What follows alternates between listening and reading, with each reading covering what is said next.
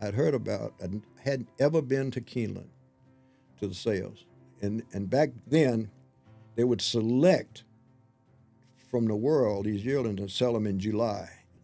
I heard about this horse that was up there, and so I flew up. I got there the day before the sale. I went out and looked at him. He was a son of Seattle Slew, out of a mare that had produced a sprint champion. His name was Gallant Bob, and he was like 345 or something. He was late in the sale. About 10 horses before, here comes an entourage of quarter horse people. It was B.F. Phillips, Preston Carter, Jerry Rudisell, the vet for B.F.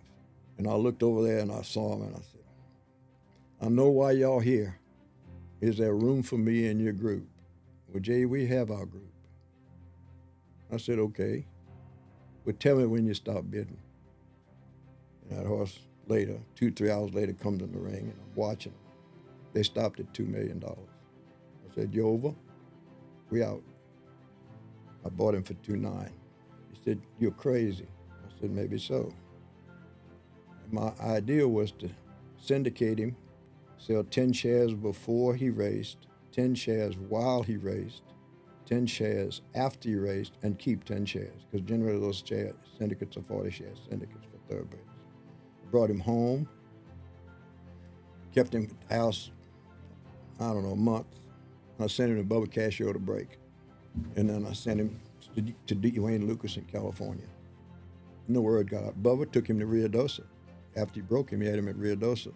He had him really going before Wayne got him. Word got out. I sold 9 shares in that horse before he ever started for $300,000 a share.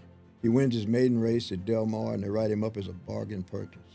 He wins a stake at Santa Anita, and I run Snow Chief, who was the favorite for the Kentucky Derby the next year.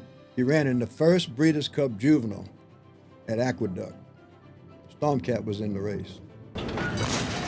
And they're off in the Breeders' Cup Juvenile. Danzig Connection was away poorly.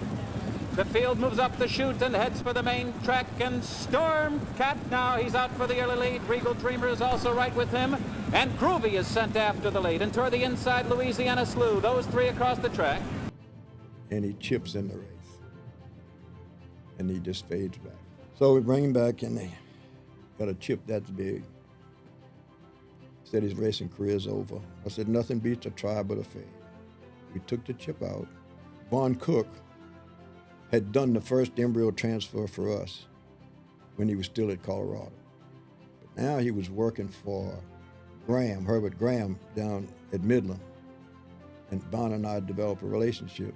So I sent him to Bond to recuperate and also breed him.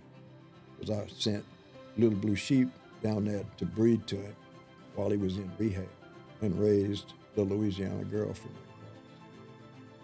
She went on with Stakes Place, and she produced Just Louisiana Blue. She's been really the foundation of our program.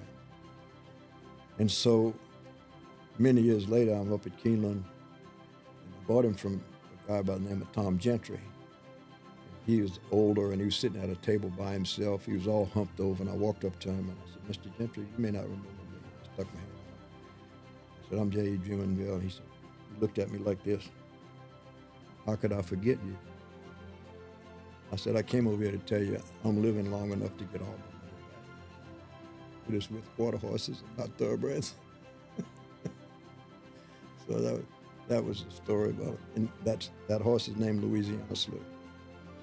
And wasn't all good, but that part of it was good. I mean, he's an influence in the business through the Louisiana Girl and through Blue, SAR.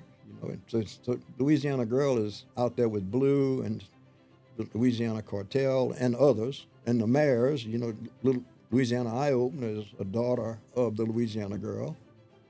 That Seattle Slew blood is all through our business. It's been a ride.